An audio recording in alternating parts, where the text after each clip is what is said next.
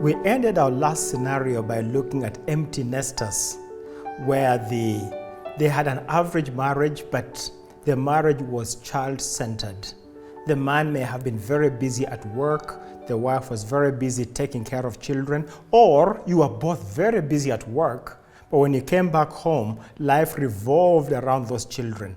And then the kids leave the home and your lives become empty. And as you begin to search for a new identity, if you look for it in the wrong place, you could easily become a culprit, a victim of an affair. How about affairs in a good marriage? You see, a marriage does not have to be horrible for an affair to take place. A person does not have to be hungry in order to eat a snack. Oops. You have what you call on the add-on affair. You have an interest in an area where your spouse has no interest. Let's say, for example, as the man in the home, you have great interest in sports and especially football. You've had a lot of self-control and you're not spending time watching football all the time, but now it's World Cup season and you want to watch football. And there's a colleague at work, a female colleague, who loves football. And you convince your wife that football is best watched with other people around you. And so you leave home every evening to go and watch football, and the female colleague comes along. The idea of having an affair is not even there. But here you are, the two of you together, watching and cheering the teams together. There are many other people around you, people who don't necessarily know each other, but the two of you know each other. You meet somewhere and arrive there together, and you drop her off at home when the game is over. She doesn't really like football, she likes you. And now she's beginning to like what you like. And very easily, a relationship begins to develop where the chemistry can easily develop into an affair. Your marriage was not horrible, but you're in this situation where you're spending time with a person who likes what you like. And you begin to spend a lot more time together, and an affair develops. In some cases, opportunities present themselves. These are not opportunities that everybody will take advantage of. But you have situations, and I remember one situation where a man slept with a house help who had worked for them for less than a week.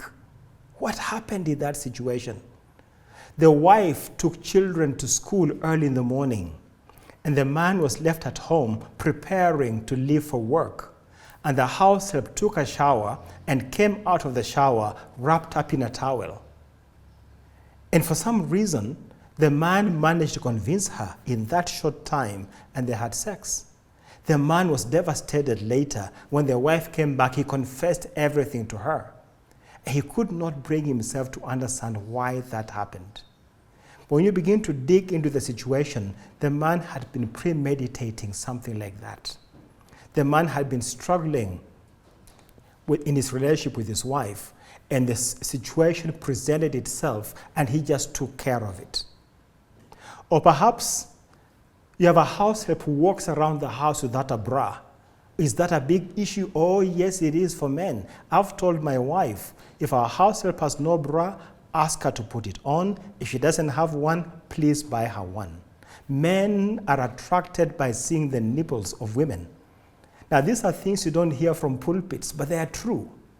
And so to protect yourself, ask her to put on a bra so when she's walking around, you're not attracted to any one part of her body. Let your wife know that you find those breasts attractive and that you do not want to meditate on them. Therefore, she should be your ally in hiding them. But this is not just a man's issue. Women too. Women can be careless in the way they do things. Walking in the garden in your dressing gown, your gardener is out there looking at you, and in your mind, nothing can happen between the two of us because of the different economical levels. Sex does not know economic levels. You know, friends, we are created with appetites.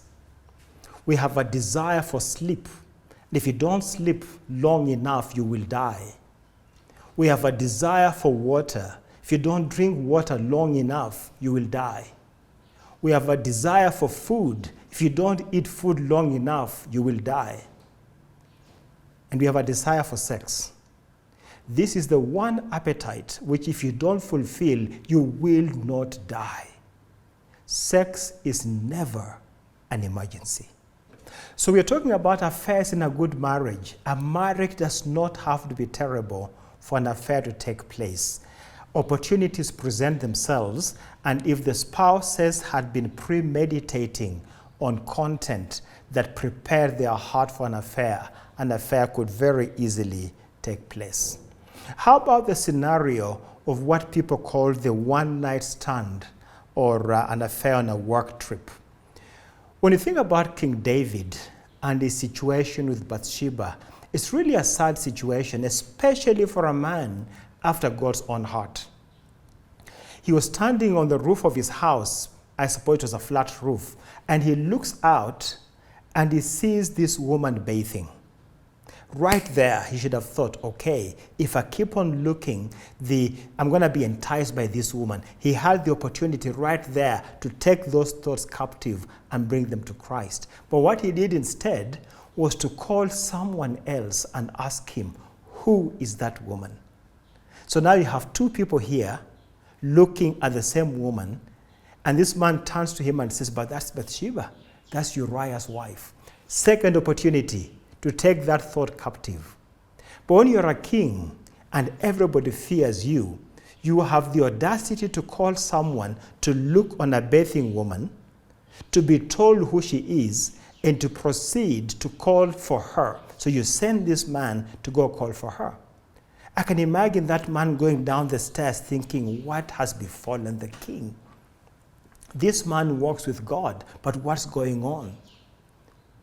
Bathsheba comes in and he sleeps with her. The Bible does not tell us that they had a relationship before that or afterwards. An opportunity presented itself. David was supposed to be out at war. He was in the wrong place at the wrong time. Do you find yourself in a place where you have time on your hands and the environment around you is enticing you to have an affair?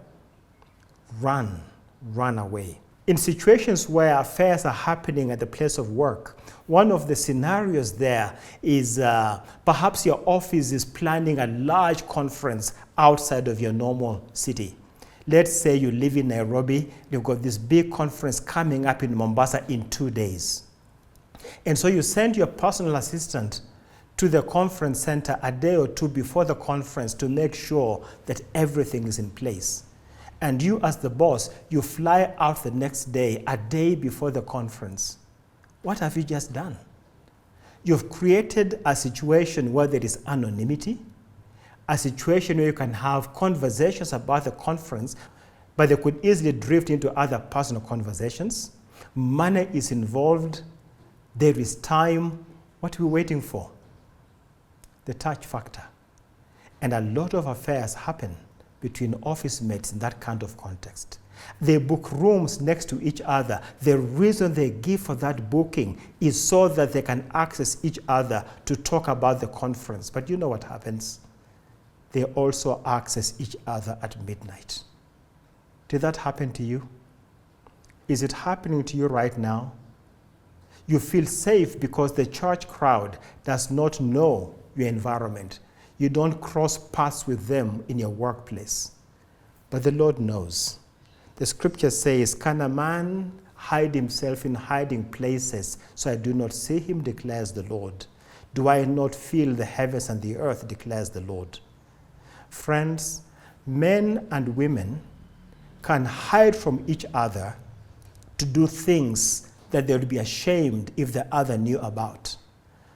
But men and women do these very same things in the plain sight of the living God. You know why? Because they have no fear of the living God. In this last scenario of an affair, we're going to be talking about sexual addiction. In the book of Habakkuk, chapter 2 and verse 15 to 16, the scripture says, what sorrow awaits you who make your neighbors drunk, So you force your cup on them so you can gloat over their shameful nakedness. Did you hear that? They made their neighbors drunk so they could gloat over their shameful nakedness. The scripture goes on to say, but soon it will be your turn to be disgraced. Come, drink and be exposed. Drink from the cup of the Lord's judgment, and all your glory will be turned to shame. You know, in those olden days, pornography was a live matter. You gloated over the nakedness of women when they were drunk. These days, that has been put in video format. There is no new sin under the sun. We have just learned new ways of sinning. Those who watch pornography are preoccupied with sexual thoughts, and they are thinking through those thoughts long after the pornography video has been turned off. From what I understand, it is easier from a person who is addicted to substance to be helped, because when they are removed from the consumption of the substance, the body begins to recover. But a person who is addicted to pornography continues generating the movie in their own mind long after the movie has been physically removed. Those who watch pornography have three outlets. The first is masturbation. The second is to look for a willing partner with whom to practice what you watched. And the third is to look for an unwilling partner. It is not uncommon for those who watch pornography to be involved in affairs or to rape people in a way to be able to express what they are watching.